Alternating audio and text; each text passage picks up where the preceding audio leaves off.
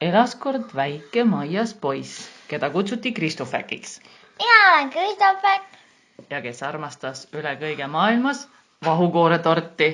Mina olen vahukooretort. Ja kujutage nüüd ette sellist juhust. Ema just parajaski küpsetaski seda tädi Aneškale sünnipäevaks. Ja kui Kristofek lõi endamisi laulu.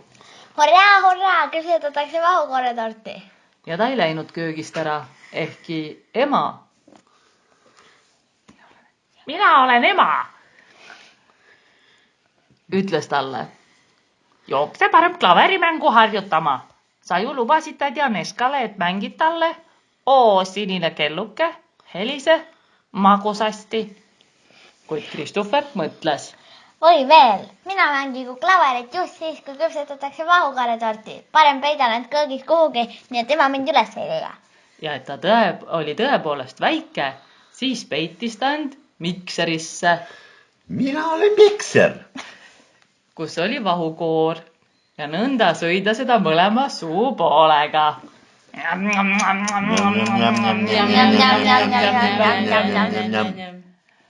Ema aga ei võinudki teada, kus Kristofek on.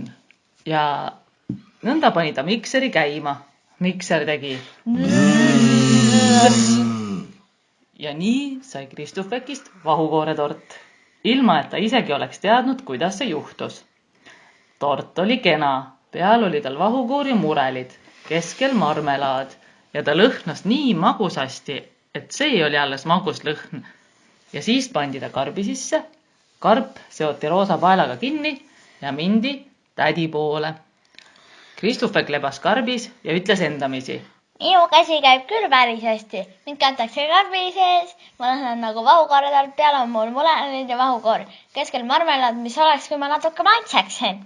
Ja nõnda ta maitses. Maitses pealt ja maitses keskelt. Ühesõnaga sõi natuke torti ära. Ja kui tädi Aneška. Mina olen tädi Aneška.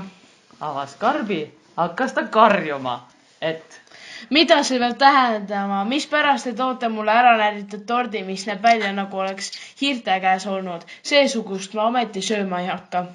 Kristofek aga ütles. Mitte keegi ei sunni teid, tädi Aneška, kui te ei taha, ärge sööge. Mina ise söön ennast. Ja tõepoolest, ta oleks ennast ääre pealt ise nahka pistnud, kui isa.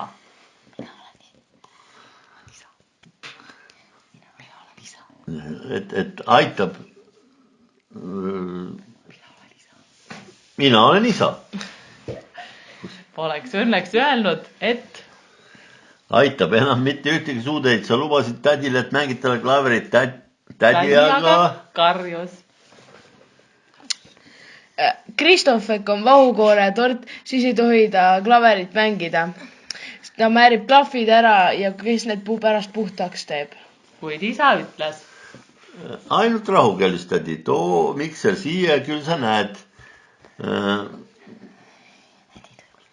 Tädi tõi mikseri. Isa pani tordi mikserisse, laskis mikseri tagurpidi käima. Mikser tegi. Ja enne kui sa jõuaksid 3-nigi lugeda, ronis selle seest välja Kristofek.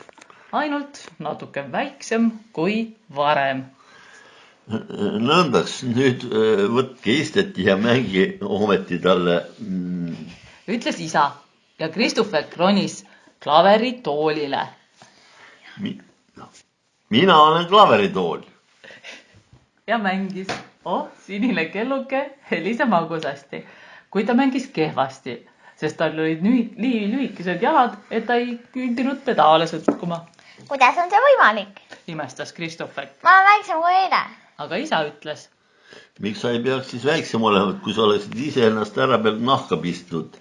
Vähemalt näed sa nüüd, mis juhtubki. Keegi peidab ennast mikserisse. Tada!